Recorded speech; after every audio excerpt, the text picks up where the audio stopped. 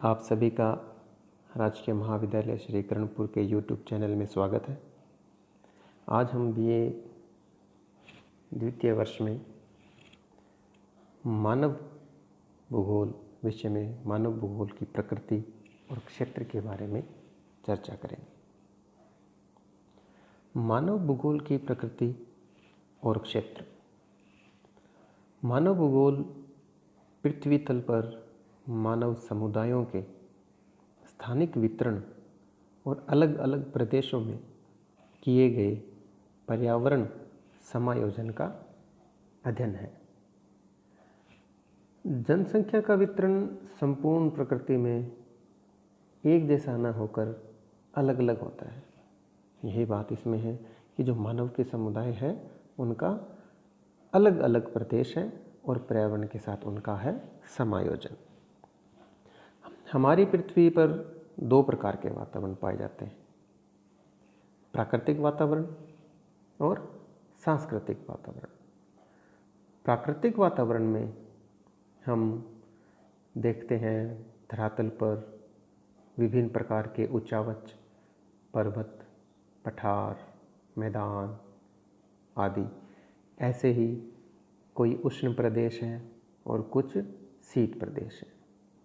सांस्कृतिक वातावरण में जैसे प्रत्येक देश में जनसंख्या, आर्थिक क्रियाकलाप, सांस्कृतिक मूल्य आदि इस प्रकार शामिल किए जाते हैं।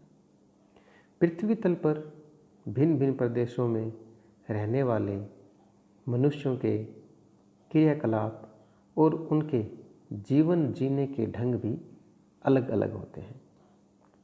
यही मानव भूगोल में अध्ययन किया जाता है कि उनके जीवन जीने के ढंग अलग अलग वातावरण में क्यों हैं और उनको कौन प्रभावित करता है। 19वीं शताब्दी से पहले भूगोल एक विशिष्ट विज्ञान था, जिसमें केवल पृथ्वी के ऊपर वाले तल में जो परिवर्तनशील स्वरूप दिखाई देता था उसी का अध्ययन किया जाता था। लेकिन 19वीं शताब्दी के मध्य 1859 में जीव वैज्ञानिक चार्ल्स डार्विन थे और उनकी पुस्तक थी प्रजातियों की उत्पत्ति, the origin of the species, वो प्रकाशित हुई। इसमें जीवों की उत्पत्ति और प्राकृतिक वातावरण से उनके अनुकूलन की स्पष्ट व्याख्या संभव हुई। इसमें डार्विन ने बताया कि वातावरण में सफल अनुकूलन करने वाले जीव ही जीवित रह पाते हैं और शेष जातियों का विलोपन हो जाता है। इसे इन्होंने प्राकृतिक चयन कहा। फ्रेडरिक रेटजेल को मानव भूगोल का पिता कहा जाता है। उन्होंने मानव भूगोल की यह परिभाषा दी कि मानव भूगोल के जो दृश्य हैं वे सर्वत्र पर्यावरण से संबंधित होते हैं, जो स्वयं भौतिक दशाओं का एक योग होता है। ये बात कही फ्रेडरिक रेटजेल ने। उन्हें मानव भूगोल का पिता कहा जाता है। इसी प्रकार सैंपुल जो उनकी शिष्या थी, उन्होंने मानव भूगोल को अस्थायी पृथ्वी और चंचल मनुष्य के परस्पर बदलते संबंधों का अध्ययन माना। उन्होंने यह बताया कि मानव भूगोल अस्थायी पृथ्वी यानी पृथ्वी क्या स्थायी नहीं है और मानव भी क्या स्थायी नहीं है, चंचल है। उनके जो संबंध हैं वो परस्पर बदलते हैं और वो क्या हैं, कैसे हैं, इस बात की उन्होंने व्याख्या की। ये बात जो कही ये कही एलिन चर्चिल सैंपुल ने, जो कि रेटजेल की शिष्या थी। Vidal de Laplace.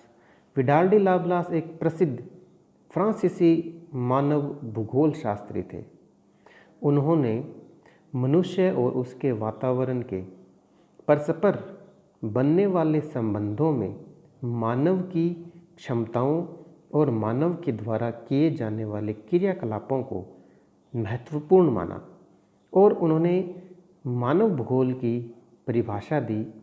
मानव भूगोल पृथ्वी और मनुष्य के बीच पारस्परिक संबंधों का एक नवीन विचार प्रदान करता है, जिसमें पृथ्वी को नियंत्रित करने वाले भौतिक नियमों तथा इस पर रहने वाले मनुष्यों के परस्पर संबंधों का अधिक संश्लिष्ट ज्ञान समाविष्ट है। ये बात उन्होंने अपनी पुस्तक प्रिंसिपल्स ऑफ ह्यूमन ज्योग्राफी, जो कि वर्ष 1911 में प्रकाशित हुई, में दिया गया। जीन ब्रूंस विडाल डी लाबलास के शिष्य थे। जीन ब्रूंस उन्होंने मानव भूगोल के बारे में यह बताया कि सभी दृश्य जिनमें मनुष्य की क्रियाएं कार्य करती है और हमारी पृथ्वी तल पर एक विशेष वर्ग के दृश्य होते हैं। इस प्रकार के भौगोलिक तथ्यों के अध्ययन को उन्होंने मानव भूगोल कहा और ये उनकी पुस्तक थी ह्यूमन ज्योग्राफी। ऐसे ही अमेरिका के एक प्रसिद्ध भूगोलवेत्ता हुए एल्सवर्थ हंटिंगटन, उन्होंने अपनी पुस्तक मानव भूगोल के सिद्धांत में मानव भूगोल की परिभाषा दी। उनकी पुस्तक का नाम क्या था? मानव भूगोल के सिद्धांत। उन्होंने बताया मानव भूगोल वातावरण तथा मानवीय क्रियाओं तथा गुणों के पारस्परिक संबंधों की प्रकृति एवं वितरण का अध्ययन है। वाइट एवं रेनर, ये भी दोनों अमेरिकी भूगोलवेत्ता थे और उन्होंने यह बताया कि प्राकृतिक वातावरण के साथ मानव के समायोजनों तथा अन्य भिन्न भिन्न तथा विशिष्ट लक्षणों का अध्ययन करता है। ये बात बताई वाइट और रेनर ने। डिकेन एवं पिट्स, इनके अनुसार मानव भूगोल को मनुष्य और उसके कार्यों के अध्ययन के रूप में देखा जाता है। डेविस ने ये कहा कि मानव भूगोल में केवल प्राकृतिक वातावरण और मानवीय क्रियाओं के मध्य संबंधों का ही नहीं, इसके अलावा पृथ्वी तल के क्षेत्रों का भी अध्ययन होता है। मानव भूगोल एक मानव पारिस्थितिकी है। ये एक बहुत ही महत्वपूर्ण परिभाषा, महत्वपूर्ण ही विचार है जो कि बेरोज ने दिए। ये प्रसिद्ध विद्वान थे और इन्होंने शिकागो विश्वविद्यालय में अध्यापन का कार्य करवाया। इन्होंने यह बताया कि मानव पारिस्थितिकी में मानव और उसके सामाजिक तथा भौतिक पर्यावरण के मध्य संबंधों का अध्ययन करते हैं और 1972 के स्टॉकहोम में हुए प्रथम विश्व पर्यावरण सम्मेलन के उपरांत भूगोल में मानव पारिस्थितिकी शब्द का प्रयोग बढ़ा। मानव भूगोल का क्षेत्र।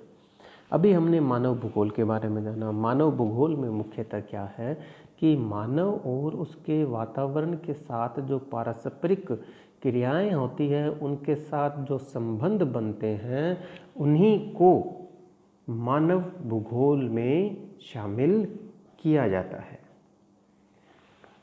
मानव भूगोल का क्षेत्र काफ़ी विस्तृत है। इसमें प्राकृतिक और सांस्कृतिक दोनों ही वातावरण का अध्ययन किया जाता है। मानव भूगोल का स्वतंत्र विषय के रूप में जो विकास हुआ वह 19वीं शताब्दी के उत्तरार्ध में तथा 20वीं शताब्दी के प्रारंभिक वर्षों में हुआ। हम ये बात जानते हैं कि फ्रेडरिक रेडजेल को मानव भूगोल का पिता कहा जाता है। वर्तमान समय में मानव भूगोल का विषय क्षेत्र काफ़ी विस्तृत हो गया है, जिसमें पृथ्वी के तल के प्रदेशों के प्राकृतिक वातावरण और उनमें रहने वाले विभिन्न मानव समूहों के संबंधों के मध्य की विभिन्न प्रक्रियाओं का अध्ययन किया जाता है। इस संपूर्ण व्यवस्था किसी प्रदेश की जनसंख्या, प्राकृतिक संसाधन, सांस्कृतिक परिवेश तथा इन सभी तथ्यों के मध्य कार्यात्मक संबंधों का अध्ययन समाहित है।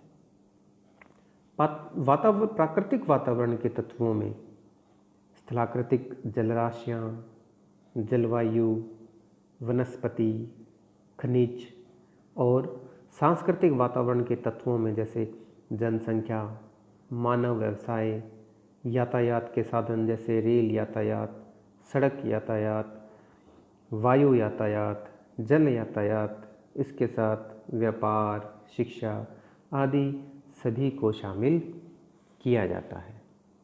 तो ये था मानव भूगोल में मानव भूगोल की प्रकृति क्या है और मानव भूगोल का क्षेत्र क्या है।